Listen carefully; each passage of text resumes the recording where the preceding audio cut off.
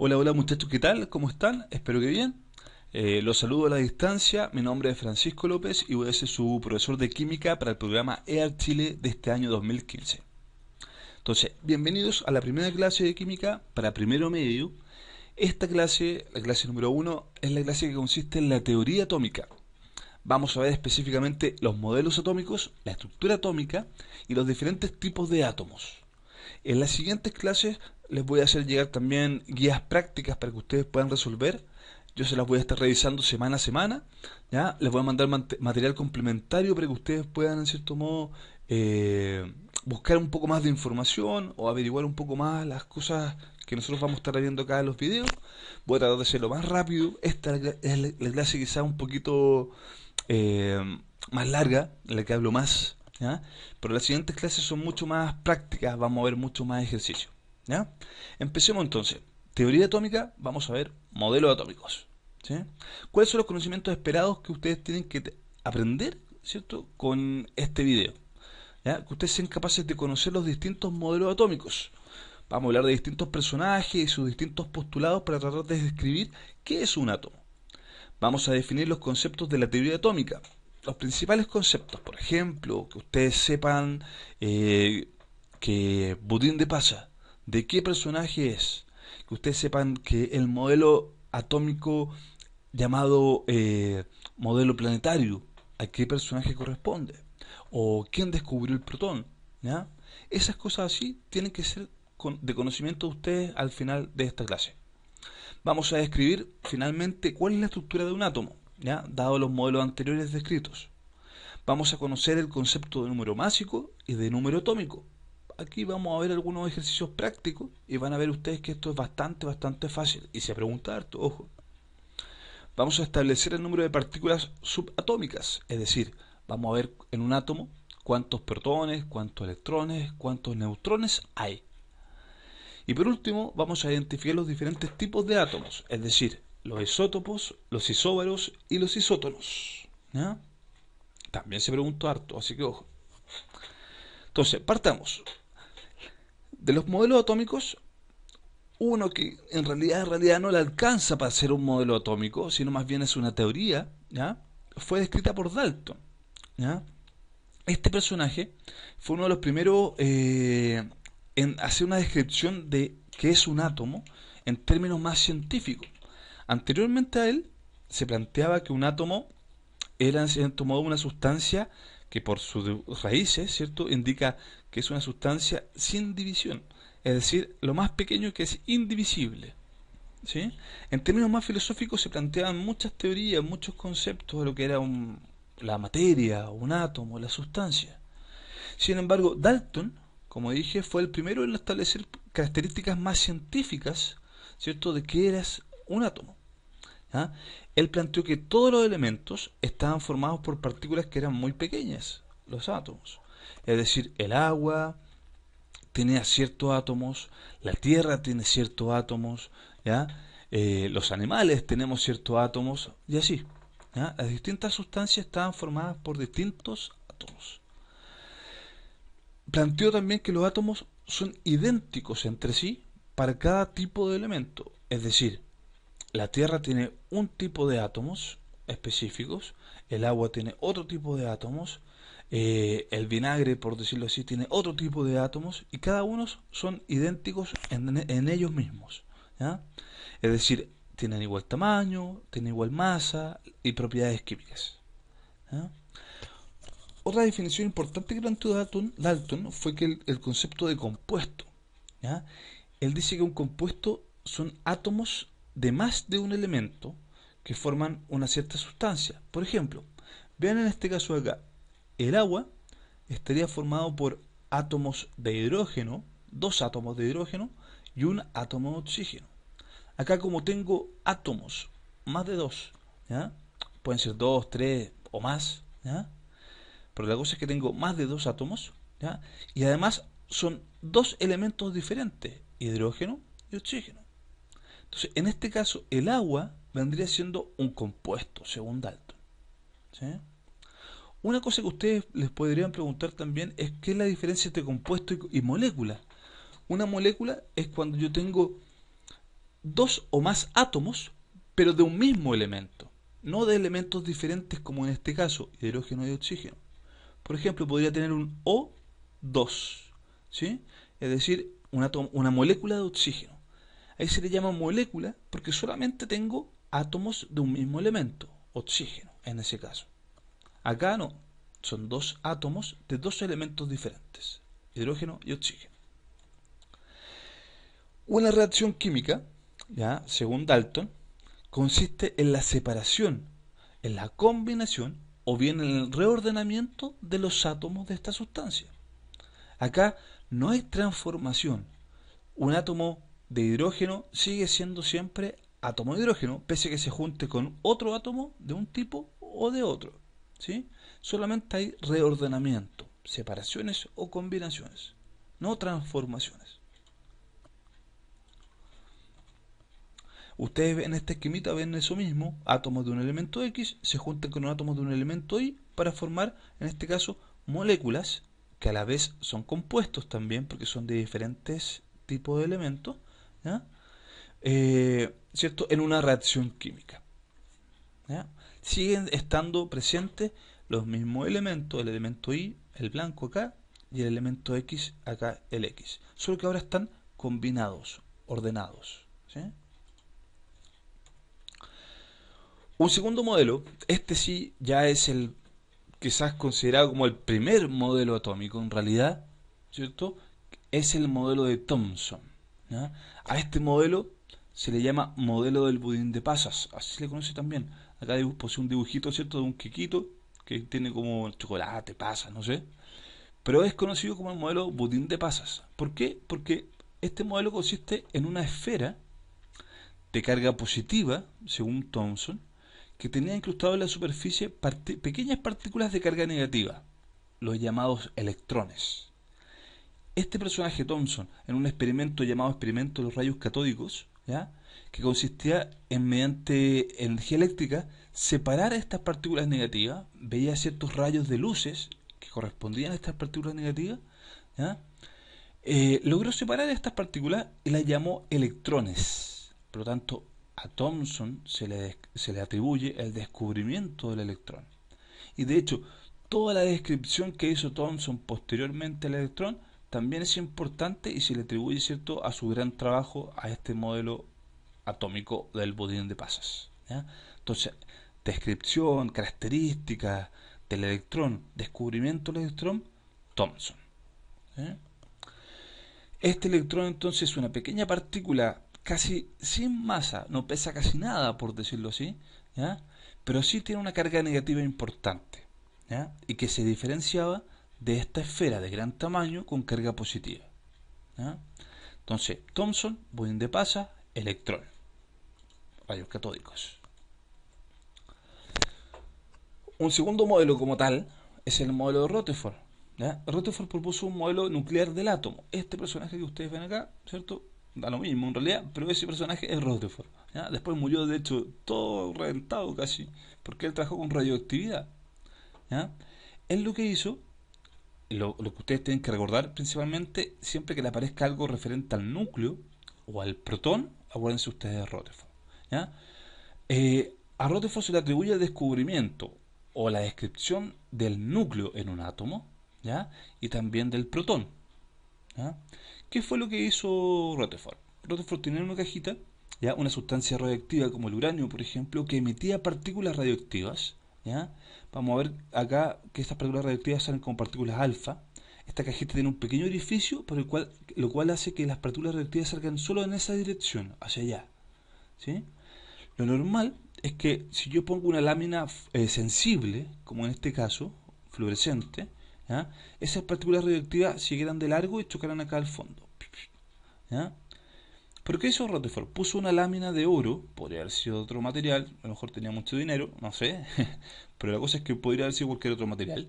Puso una lámina de oro y lo que él vio es que al llegar a estas partículas, ¿cierto?, muchas de ellas pasaban de largo, algunas cambiaban de dirección y solo unas pocas rebotaban, ¿sí?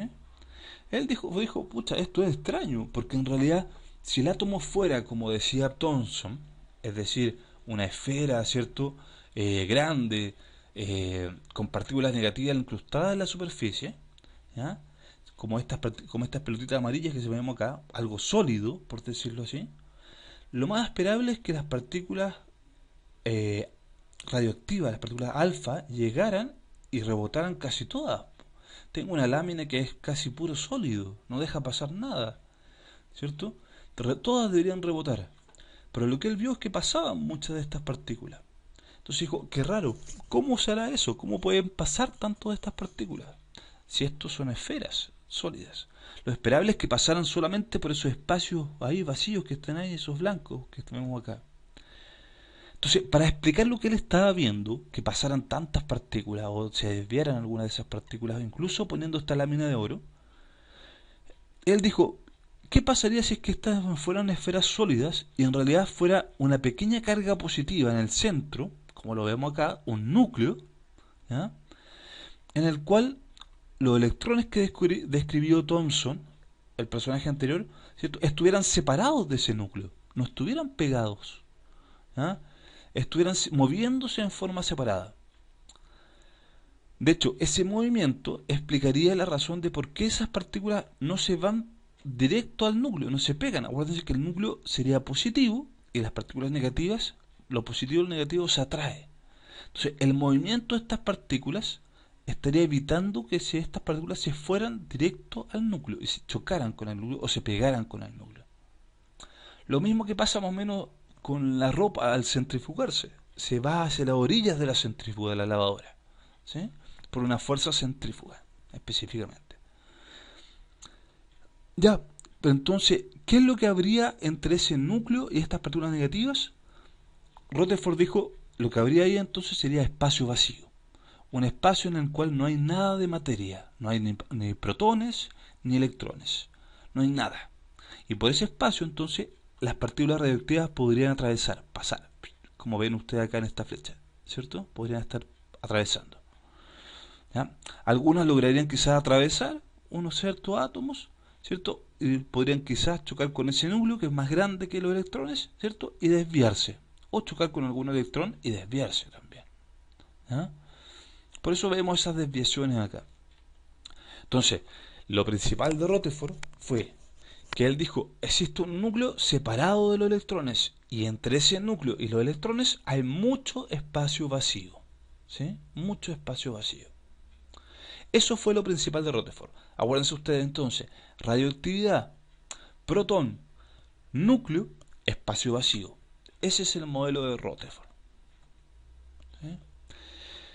El tercer modelo, de hecho el modelo más utilizado, y muchos de sus esquemas como el que ustedes ven acá, ¿cierto? Se sigue utilizando hoy en día para hablar de átomos, o referirse a un átomo, representar un átomo, ¿ya? Es el modelo atómico de Bohr.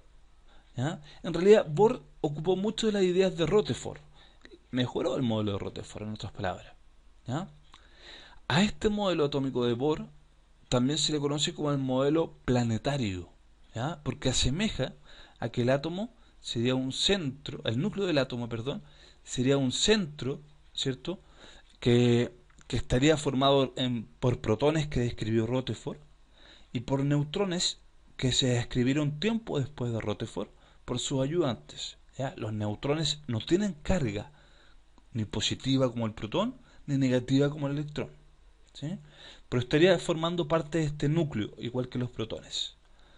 Espacio vacío y electrones moviéndose o girando alrededor de este núcleo, en ciertas órbitas, tal como los tiene el sistema solar, ¿cierto? El Sol sería nuestro núcleo del sistema solar y los planetas giran en órbitas alrededor de él, ¿sí? Modelo planetario, modelo de Bohr, ¿sí?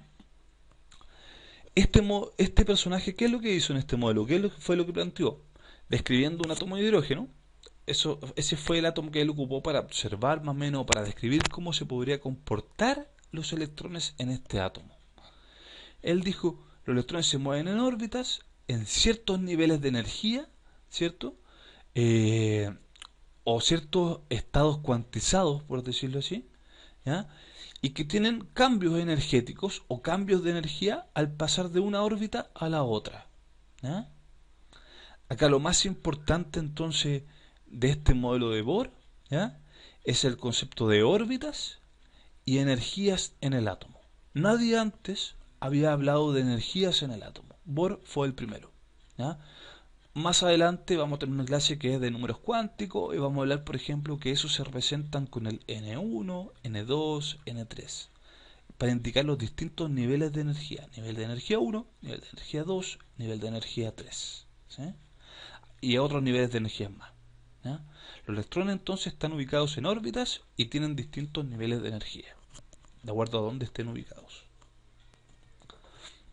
El último modelo atómico, o el modelo atómico más utilizado, más conocido actualmente, el actual, es el modelo mecánico cuántico, ¿ya? Este modelo fue descrito por distintos personajes, por muchos científicos, y todavía se sigue mejorando, ¿ya? Es un modelo en el cual se plantea que los electrones llevan un movimiento, tienen un comportamiento como si fuera una onda de energía, ¿ya? Pero en realidad también tiene una pequeña masa, es muy chiquitita, pero tienen una masa. Entonces, ahí estaría siendo más bien como una partícula sólida. Por lo tanto, a este modelo, ¿cierto? En este modelo, perdón, describe el electrón como si fuera una onda encapsulada, lo que se le llama también comportamiento dual, ¿ya? Ahí lo vamos a ver un poco más. Los electrones se mueven entonces alrededor del núcleo de zonas de mayor probabilidad a zonas de menor probabilidad. Por ejemplo, imagínense que todo en este dibujito que está acá, lo rosado que está ahí es el núcleo y los puntitos negros que se ven acá es un electrón solamente que se está moviendo en distintos lugares. Estos son, imagínense, muchas fotografías una encima de otra, que se ponen una encima de otra y se ve distintas posiciones del electrón en distintos momentos. En un momento está acá, en otro momento está aquí, otro momento está por acá, otro momento por acá, otro momento aquí, aquí, acá, acá, acá, ¿ya?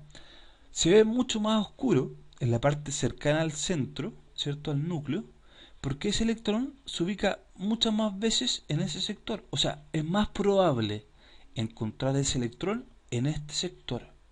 Pocas veces, como ustedes ven acá, se encuentra más alejado, pero se puede encontrar, ¿sí?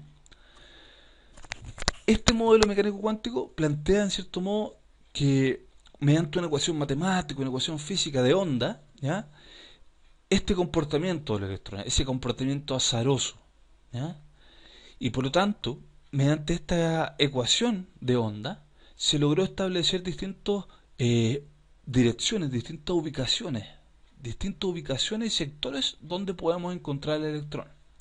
A esas direcciones, ¿cierto?, se les conoce como números cuánticos y lo vamos a ver en la próxima clase, ¿ya? Una cosa que se tiene que abordar también es el principio de incertidumbre de Heisenberg, ¿ya? Este principio dice que no se puede medir, no se puede saber en forma precisa la posición, la velocidad, ¿cierto?, en que vamos a encontrar una partícula, en este caso un electrón, ¿ya? En otras palabras, o en resumen, ¿qué es lo importante de este modelo? Que el electrón viene siendo una onda encapsulada, ¿sí? Eso explicaría este movimiento al azar del electrón, que se mueve acá, se mueve para allá, para acá, tiene un movimiento así como estoy haciendo yo, súper azaroso, puede moverse lejos o cerca, ¿sí?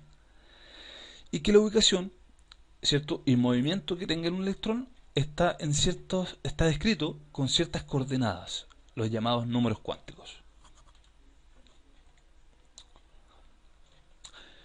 Entonces, la estructura de un átomo vendría siendo, ¿cierto?, como como ya hemos descrito en los modelos atómicos anteriores, como la sustancia más pequeña de la materia, que está constituida por subpartículas que vendrían siendo el electrón, descubierto por Thomson, acuérdense, protón, ¿cierto?, que está acá en el núcleo, el rojito, que vemos por acá, estaría descubierto por ¿quién? ¿Por quién? Por Rutherford, bien, ¿ya? Y los neutrones, ¿cierto?, que serían partículas de carga neutra, ¿ya?, formando esos dos el núcleo, ¿ya? Y estos electrones acá en órbitas, la electrósfera. Bueno, sale representado en órbita. Ustedes ya saben que en realidad no es órbita, sino que está moviéndose por todos lados, como describía el modelo mecánico cuántico. Pero es más fácil representarlo así, como el modelo de Bohr, ¿cierto? Hasta hoy en día, ¿cierto?, es lo que se sigue ocupando, ¿ah? Entonces, lo importante es que un átomo no es posible dividirlo, separarlo por procesos químicos normales. En cuarto medio ustedes van a ver que existen otras reacciones llamadas reacciones nucleares, ¿cierto? En las cuales estas subpartículas se logran separar, ¿ya? Y producen o se necesita mucha energía para eso. Pero por ahora, de aquí a tercero medio por lo menos, ustedes van a saber que este átomo no se puede separar por métodos tradicionales, ¿ya? El átomo está compuesto por un núcleo, ¿cierto? Que se concentra en el cual se concentra casi toda su masa. El peso de un átomo, la masa de un átomo, es principalmente lo que pesa su núcleo. Los electrones pesan tan poco, que casi son impercibibles, ¿sí? El núcleo atómico está formado por protones con carga positiva, ¿cierto? Y neutrones con carga neutra o sin carga, ¿cierto? Como dijimos ya, presentes acá, ¿cierto? Formando el núcleo. Los electrones entonces están cargados en forma negativa y están moviéndose alrededor, ¿cierto?, del núcleo, ¿ya? Son estos electrones lo que vamos a ver en las reacciones químicas, que son los que se pueden mover hacia otro átomo o incluso moverse dentro de una misma órbita, cambiar a otra órbita, ¿sí? El número atómico y número másico, dos conceptos importantes que ustedes tienen que manejar y que se pregunta harto. Tenemos el número atómico, está representado con una letra Z, ¿ya? Y este indica el número de protones que tiene un átomo. Indica el elemento al cual pertenece el átomo. Es decir, es único para cada tipo de átomo. Es decir, única para cada elemento. El elemento oxígeno tiene un número atómico, y si hay otro átomo, un átomo X, que tiene ese mismo número atómico, el 6 en el caso del oxígeno, hay un elemento X que tiene ese número atómico igual, 6, yo puedo decir con toda seguridad entonces que ese átomo es un oxígeno, ¿sí? Solo es único para cada elemento. En cambio, el número másico, representado por la letra A, ¿ya?, corresponde a la suma de los protones y los neutrones dentro de un átomo. Es decir, indica la masa, ¿ya?, que tiene el átomo. Acuérdense que la masa dijimos que estaba descrita principalmente por lo que pesa o la masa del núcleo. Y si en el núcleo tenemos protones y neutrones, entonces este número másico me está indicando la masa de ese átomo. Vamos a ver un poco más de esos ejemplos, no se preocupen, ¿ya? Los tipos de átomos que tenemos acá, por ejemplo, tenemos átomos negativos, átomos neutros y átomos positivos. Los átomos negativos o iones negativos, ¿ya?, también se les llaman aniones, ¿ya? Todo lo que sea positivo o negativo son iones. Si es negativo, más específicamente es un anión, ¿sí?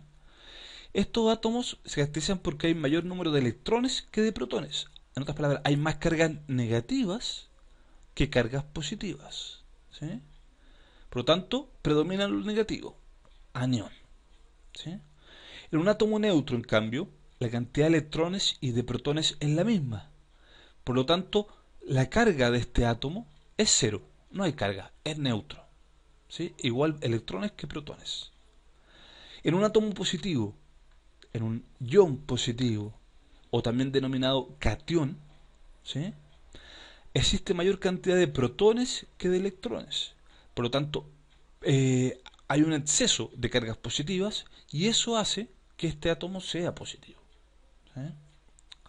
Por ejemplo, acá, fíjense ustedes aquí, en este átomo de magnesio, ¿ya?, tenemos abajo un número 12 y arriba un número 24. Siempre en un elemento que le aparezcan dos números, puede estar uno arriba, pueden estar los dos arriba, perdón, los dos abajo, uno arriba, otro abajo, ¿ya?, en distintas posiciones. Ustedes siempre van a reconocer que el número atómico es el número más pequeño de esos dos, y el número másico, el que indica la masa del átomo, es el número más grande, 24 en este caso. Acuérdense que ese número indica protones y neutrones, y este número indica protones, ¿ya? Eso sí, si este átomo que vemos acá está neutro, no aparece ninguna carga, nada, ningún signo positivo ni negativo. En cambio, si en un átomo aparece un signo positivo, es que este es un catión. Si en un átomo aparece un signo negativo, es que este es un anión. Y ese indica la carga, es decir, en este caso, en el caso del magnesio, más 2. significa que hay un exceso de dos cargas positivas. Acá, en cambio, en el bromo, hay un exceso de una carga negativa, es decir, hay un electrón más que los protones. Acá hay dos electrones más que los protones. Acá hay dos protones más que los electrones. En cambio, cuando no aparece carga, significa que en ambos los protones y los electrones son iguales. Por lo tanto, si yo les pregunto en este caso, ¿cuántos protones debiese tener este elemento magnesio? Ustedes me dirían, ¿cuántos? 12. ¿Sí? El número atómico indica protones, por lo tanto acá debería haber un 12. ¿Y cuántos neutrones debería haber? Como este número de acá, 24, indica protones y neutrones, ¿ya? Los neutrones yo lo voy a calcular restándole ese número, el grande, al número más pequeño. Es decir, 24 menos 12 me queda como total 12. Por lo tanto acá hay 12 neutrones también. O sea, a ese 24 le resto los protones y me quedan solo los neutrones, ¿sí? Que en este caso son también 12, igual que los protones. ¿Y los electrones? ¿Cómo calcularía los electrones? Digo, si tengo 12 protones y el átomo está neutro, me fijo en la carga. Solo me voy a fijar en la carga cuando tenga que calcular los electrones. La carga depende de los electrones. Los electrones son los que pueden aumentar y por lo tanto hacer que el átomo sea más negativo, o los electrones pueden perderse y hacer que el átomo sea principalmente positivo. En este caso, los electrones son iguales a los protones, no hay carga, por lo tanto, si tengo 12 protones, los electrones son 12 también. ¿Sí? En esta tablita se ve eso, los valores que debiesen tener. Un ejemplo más, ustedes lo revisan lo otro. Por ejemplo, en el átomo de magnesio, yo tengo 12 protones, ¿sí? El número atómico. Calculo los números de neutrones, que serían 24 menos 12, 12 también, ¿cierto? Y los electrones voy a decir, como sale una carga positiva más 2, hago la operación inversa, es una forma de acordarse. Es decir, si es más 2, significa que hay más electrones. Perdón, que hay más protones que electrones. Por lo tanto, si acá tengo 12 protones, es lo que tiene el átomo de magnesio, eso no cambia. No es que hayan ahora 14 protones, no. Siempre son 12. El número atómico no cambia, ¿ya? Es único para cada elemento, acuérdense, ¿ya? Pero si me aparece un signo más 2, significa que acá me están faltando 2 electrones y por eso hay cargas positivas en exceso. Por lo tanto, hago la operación contraria, digo 12 protones, como acá sale un más, la operación contraria sería restar 2. Sería 12 menos 2, me quedan 10 electrones. ¿Sí? Acá tengo 35 protones, 79 menos 35 me da un total de 44 neutrones. Y si esto fuera neutro, tendría 35 electrones. Pero como tiene una carga negativa, hay un electrón de más, en exceso. Por lo tanto, yo hago la operación contraria, sale negativo acá, le voy a sumar 1. O sea, serían 35 más un electrón, 36. ¿Sí? Bueno, tienen que practicar. En la guía práctica les voy a mandar un ejemplo también y ustedes tienen que resolver este tipo de ejercicios. ¿Sí? Por último, los tipos de átomos. Tenemos isótopos. ¿Cuáles son los isótopos? Son todos aquellos átomos que tienen el mismo número atómico, como en este ejemplo. Todos tienen un número atómico de 3, 3 y 3, ¿cierto? Pero tienen diferente número másico. Acá sale un número másico de 6, acá un número másico de 7, número másico de 8. Entonces estos tres átomos que ustedes ven acá son isótopos entre sí. Ustedes acuérdense, los isótopos siempre son el mismo elemento. El mismo elemento, ¿por qué? Porque tienen el mismo número atómico, perdón. Mismo número atómico. Lo que cambia es el número másico. ¿Sí? O sea, ustedes ven acá también que tengo, ¿cuántos neutrones deberían haber acá? 3, ¿cierto? 3 neutrones. 3 protones y 3 electrones, si está neutro. En este caso, en cambio, tengo los 3 protones del litio. Siempre el litio tiene 3 protones, 3 electrones porque está neutro. Pero en este caso hay 4 neutrones.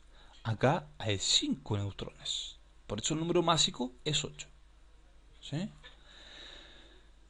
Por ejemplo, hay tres isótopos bien conocidos que son los isótopos de hidrógeno. ¿Ya? Perdón, acá está en brasileño, ¿ya? Pero estaba buena la foto. El isótopo de hidrógeno que tiene un solo protón, es nada más que protones, no tiene neutrones, tiene un protón y un electrón, se le llama protón, de hecho. Acá aparece con protio, pero también se le puede decir protio, pero lo más común en Chile es que se llama protón, ¿sí? Porque es solo un protón. Hay otro isótopo que es el deuterio, ¿ya? El deuterio tiene un protón y un neutrón, que ustedes ven en celeste el neutrón, ¿ya? Más su electrón. Por lo tanto, acá el número másico, ¿cuánto es? Es 2. Acá el número másico es 1. ¿Sí? Número atómico 1, número másico 1. Número másico 2, número atómico 1. Acá el tritio tiene 2 neutrones y un protón. Por lo tanto, su número másico va a ser 3. ¿Sí? Y como tiene un solo protón, y es el hidrógeno, sigue siendo su número atómico, igual que en el resto, 1.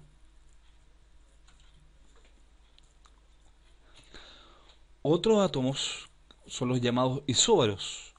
Los isóbaros son átomos que eh, tienen el mismo número másico, 14 por ejemplo, 14, en el caso del carbono y del nitrógeno, ya el mismo número másico, pero tienen diferente número atómico. ¿Sí? Acá, ¿qué es lo que está cambiando? De hecho, son diferentes números atómicos. Eso hace que sean diferentes elementos de partida. ¿Sí? Ustedes siempre se van a ver, si son diferentes elementos, ya, descartan isótopos. Entonces ahora van a decir, chuta, ¿serán isóbaros? Los isóbaros tienen que tener sí o sí el número másico igual. Si yo les pido que me calculen ustedes acá, ¿cuántos neutrones hay? 14 menos 6, ¿cierto? Serían 8 neutrones. Acá, ¿cuántos neutrones hay? 14 menos 7, 7 neutrones. ¿Sí? También son diferentes la cantidad de neutrones.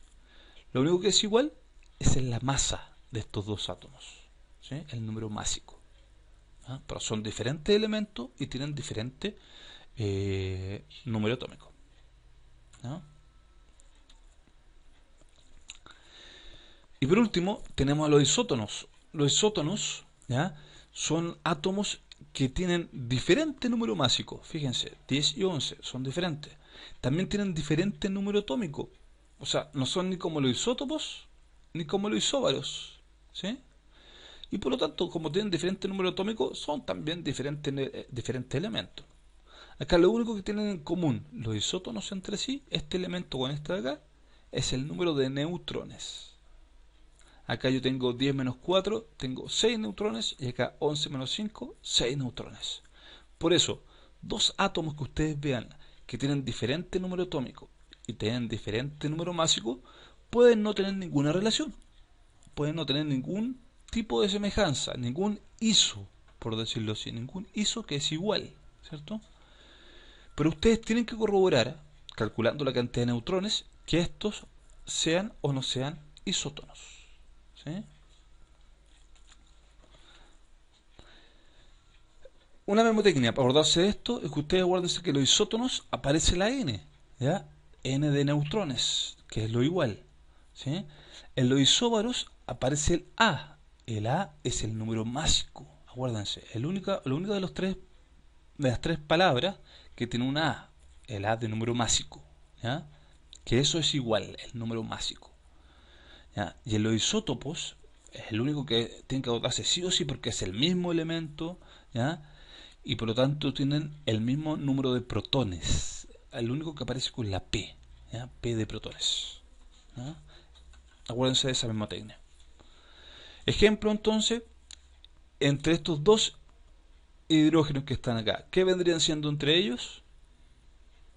Digo entonces, el mismo elemento, por lo tanto si es el mismo elemento, mismo número atómico, diferente número másico, ¿qué serían? Isótopos. Bien.